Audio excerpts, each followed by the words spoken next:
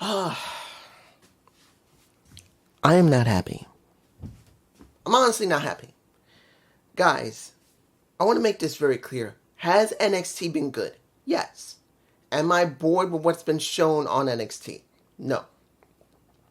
But let's make this very clear. Very clear indeed. Do I agree with what's going on with NXT and its booking? No. I'm going to make this very clear right now. As it stands, Roadblock is a joke. I'm saying it right now. I know no one's going to agree with me. But think about it for 1 minute, going beyond your hate, if anybody hates, which usually you don't. You do understand what I'm saying. But for new people that are there, and they love NXT no matter what, because now it's looking more like black and gold again. This booking was stupid. That is coming up. Honestly, I'm telling you right now, this was stupid booking. But let me explain it to you. Let's go for the matches first, and then I'll cover everything else. The Women's North American Championship. We get the currently Stephanie McKeer. And we get Carmen Petrovic. Now, the story between Carmen and Ashanti Adonis hasn't really changed much. We really haven't seen any real great progression, like they are a full couple or anything, but they are together. That's what we've seen. And Ashanti has saved her multiple times now. But what does it really give us in their story? There's the problem right now with their storyline, that they need to develop more. Not saying they need to get married or anything on TV or something, but there needs to be something else. Because as it stands, Ashanti's basically her manager. Now, there's nothing wrong with that. Man can be a manager to a woman. I don't have a problem with it. And seeing that Ashanti is much more seasoned as a wrestler compared to Carmen, that's actually a good thing. But we're having them together like this. And I truly believe they need to do more development with their relationship. And that's the problem with both of them. Now, it can be easily corrected, counting if they want to go there. And I wouldn't mind seeing them, actually maybe Ashanti going to see her family, which doesn't have to be the real family, or him. Something extra needs to be done. I'm just saying, this just needs to be done. In the end, Carmen lost, clean. But you wonder what else we're going to do. Now, of course, I can talk about the match itself, which wasn't bad, but I also have to talk about the wardrobe problem that Carmen was having, where her top kept basically going down, and she kept having to pull it up more than once. Now, I'm not saying Carmen is a chesty girl, but what I am saying that her ring attire did not really go well with her. Now, I want to make this clear. This can happen to men. Well, happy. It was kind of happy to see it happening, I'm sure, for some people. But this happens to men and women all the time. Their ring attire malfunctions on them. But in this case, the match itself, when you see how the moves were being done, some of the work that Carmen did was a bit sloppy. Maybe it could be due to the fact that they're not familiar with each other, or Carmen might have been off. I'm not even chewing her out. I'm just saying they seem to be not having good chemistry on this day. There seem to be some mistakes made. I'm just saying, this is just me. Now, I'm not going to talk about what happened afterward. I'm going to do that at the end of this review. Moving on. X Division Championship. Moose versus Alexis King. Now, I got to say this. This was the match I was looking the most forward to. Flat out. More than the Hardys dealing with more the No Quarter Catch crew.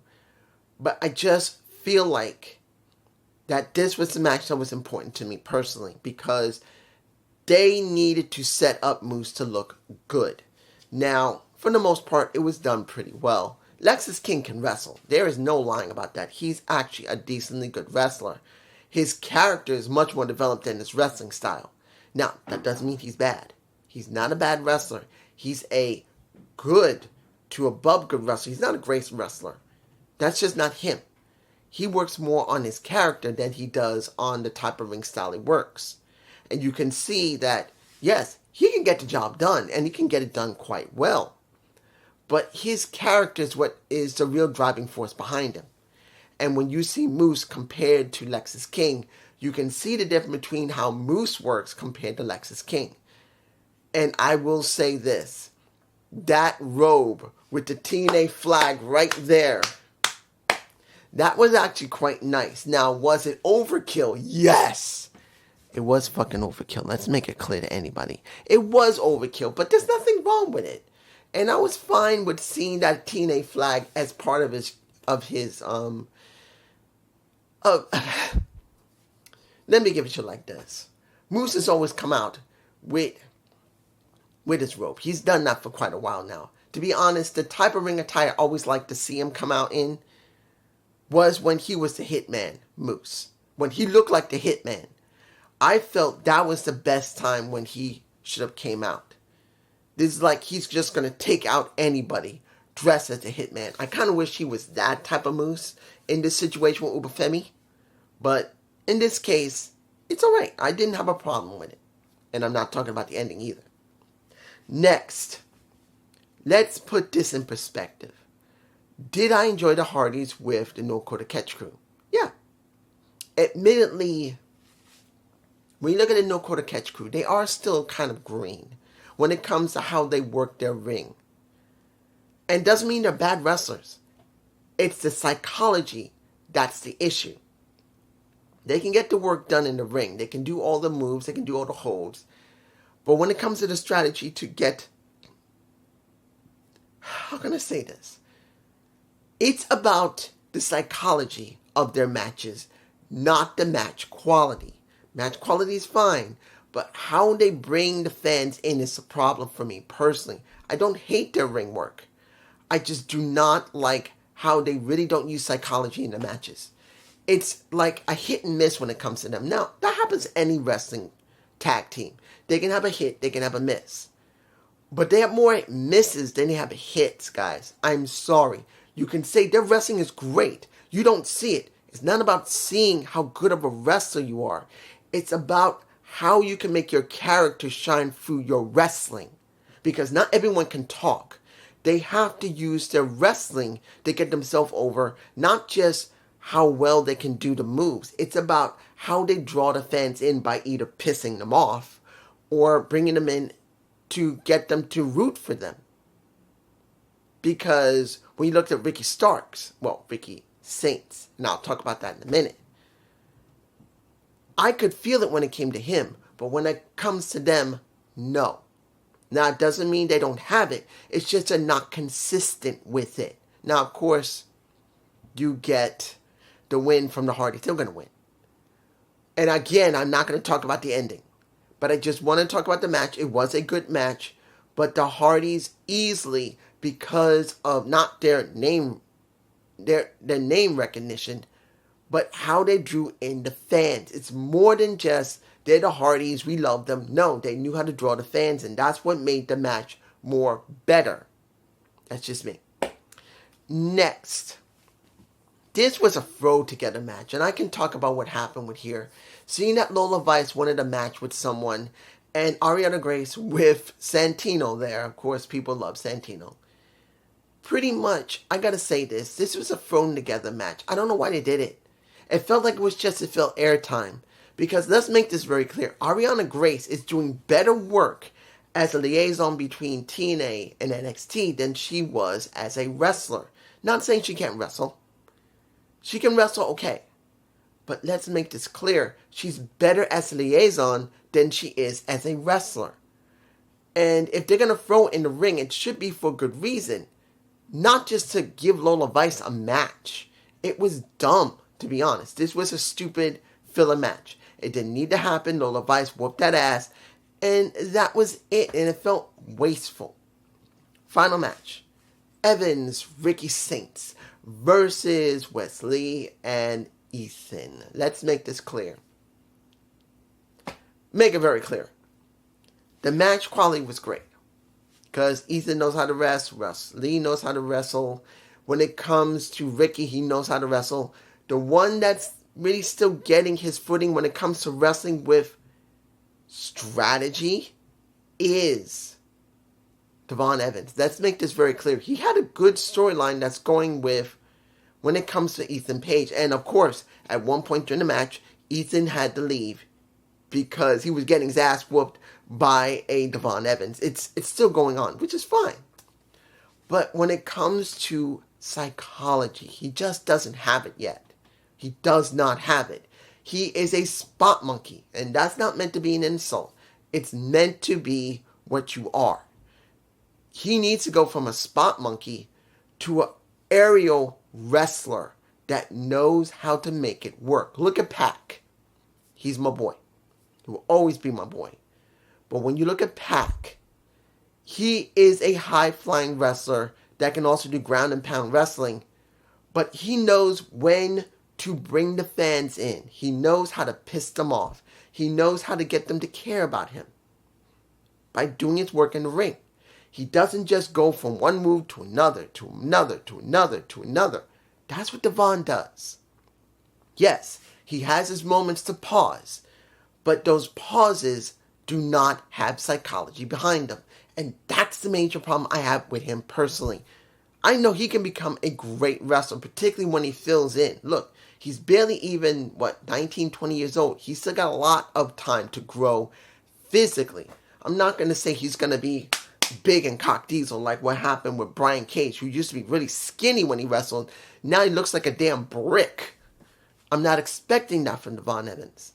But I am expecting as he gets older, he's going to fill in more. He's a very thin guy, and I do believe he will become much more bigger when he gets older if he eats right, he exercises right, and if his genetics are as good as I think he will be. He won't be huge, but he will be much more leaner and more muscled out eventually. But he has a lot to learn when it comes to psychology. It's just not there. And I know not everyone's going to agree, but that's your point. You see something different from me, but I'm telling you as a reviewer what I see. Whether everyone agrees or not, it's not the point. This is my point of view. That's how it goes. The match was fine, and we get Wesley doing the job for Ricky Saints. Let's make it clear. He was going to do the job because that's what they booked it for. And I'm glad they did it, because when it comes to Ricky needed this build-up. And let's make it clear, Ricky was over like stink. When I talk about psychology, not just name recognition, psychology, the way you act, the way you respond in the ring, you could see Ricky as the one that was shining the most, because he knew he had to really lay it on thick in his first match in NXT. And he did, and looked great while doing it. Now, everyone's going to like Ricky. And I understand why, because they don't know Ricky if they didn't watch AEW, and particularly because I watched him in NWA when he used to be the television champion. Understand, I knew he had something then. I knew back in 2018 and maybe going into 19, Ricky Starks had something back then, just like I knew when I saw MJF for the first time in 2017, when I saw him there. And Eli Drake in 2014 to 15. That boy, I knew he had it, but he was not a ring general yet. Even though he had worked almost 10 years, he just didn't feel like he was a ring general yet. He is a ring general. His ring work and his attitude reflects it. But when it comes to Ricky, I knew that when he was in NWA, when he was TV champ. I knew he had it then. And he's going to show you. Just like when Eli Drake came into NXT, the Sleg Daddy didn't say anything until later. He fell for him.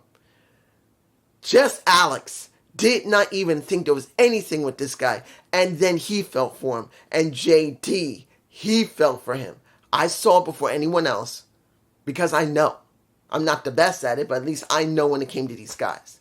So now, let's get to the meat and potatoes of what we're going to get at Roadblock.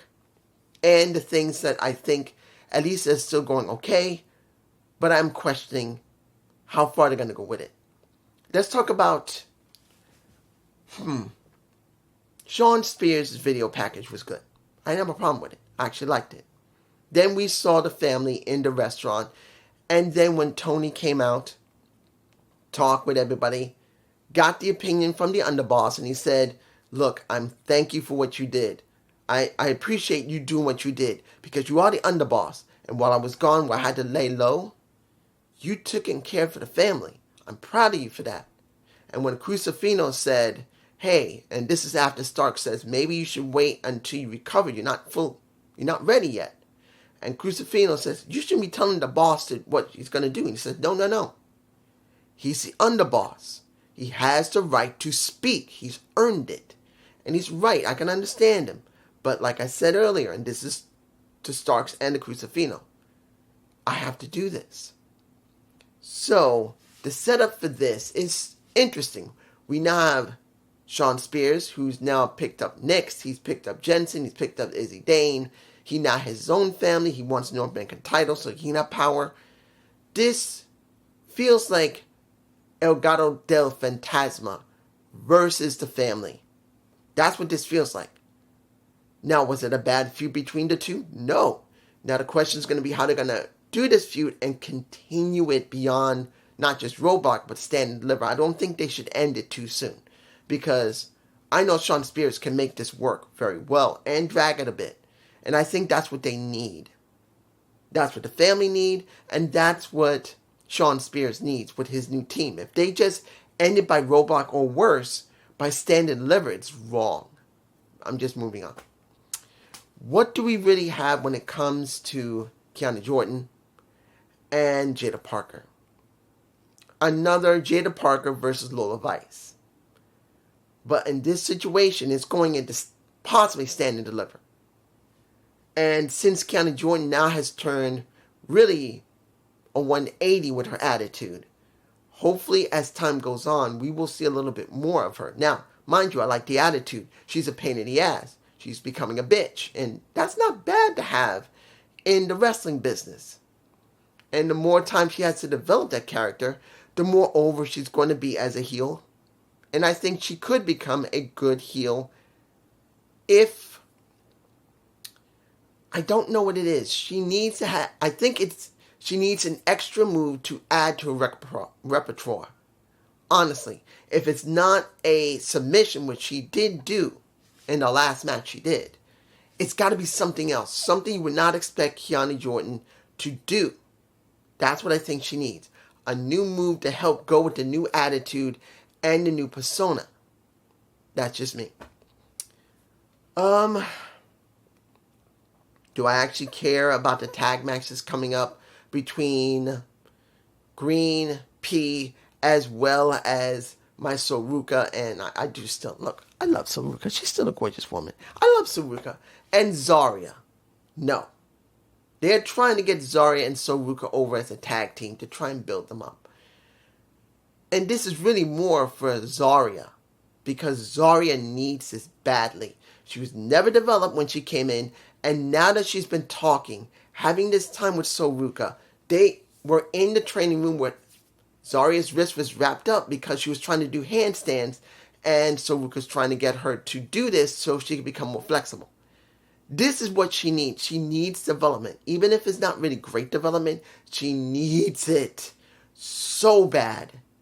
And I hate that she didn't have it earlier, and they didn't develop her quickly enough.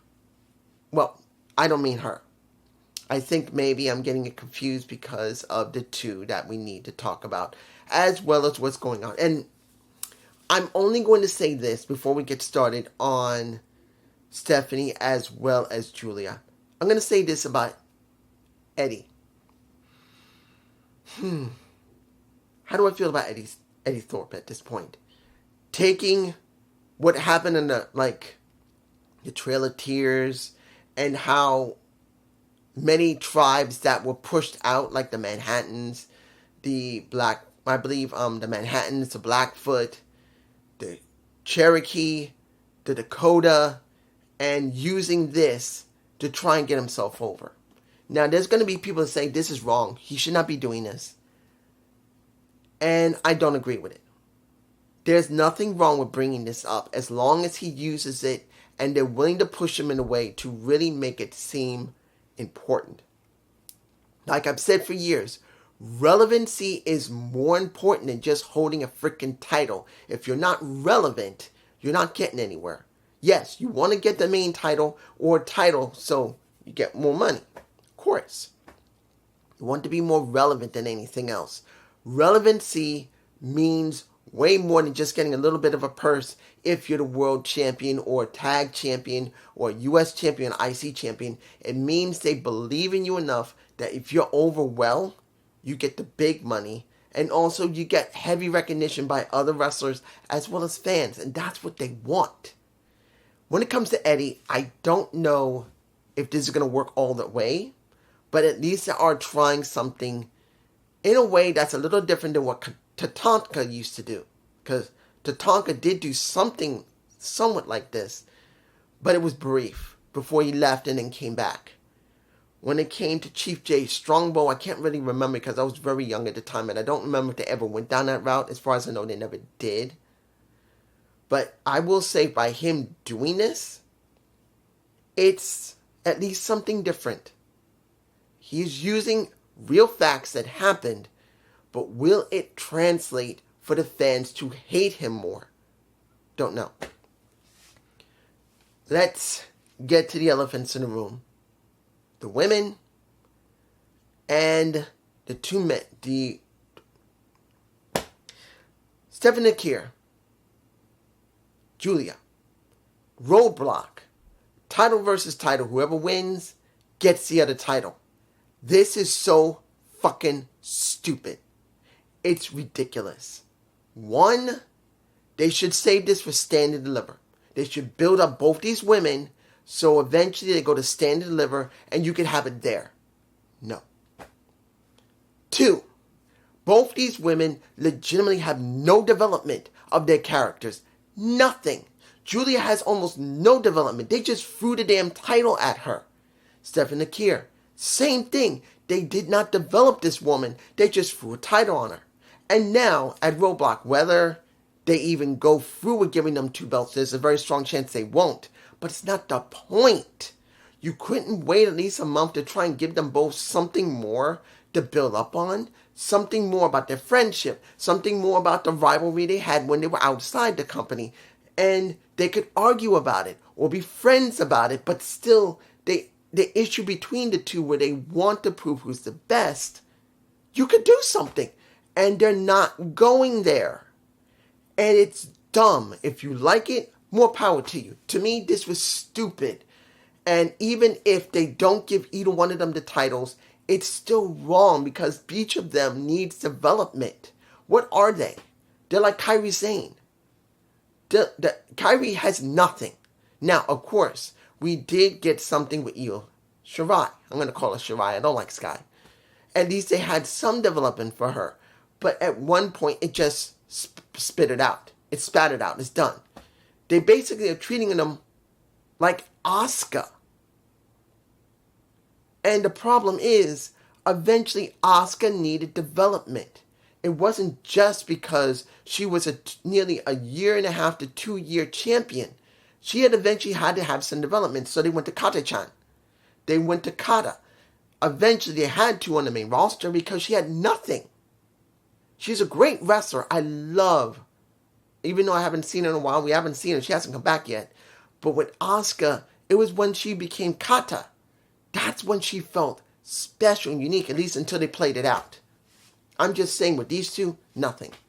The Hardys.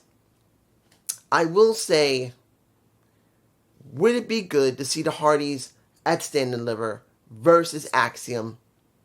And look, when that match was over, and hearing Frazier said, look at us. We're the best wrestlers today.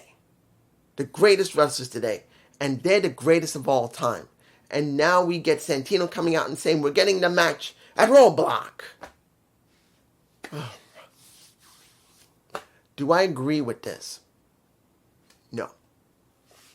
But do you believe they would actually put it on Stand and Deliver? No. So, essentially, seeing the match would not be a bad thing. At Roadblock, at least it's good. And I won't hate it.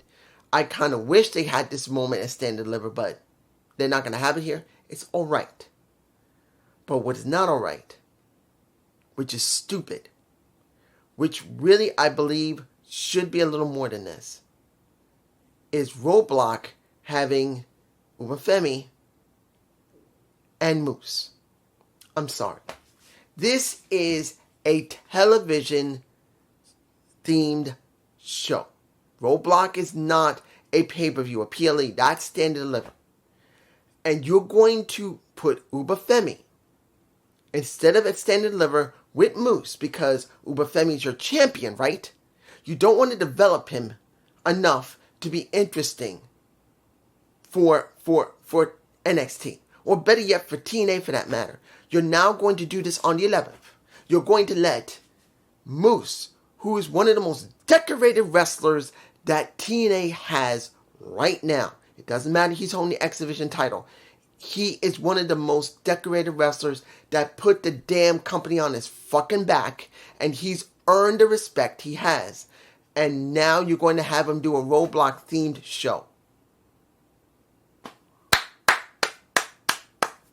Rushed and dumb. I think that might be my title. Rushed and dumb. And I'm going to have Uba Femi and Moose on the thumbnail, because this is stupid.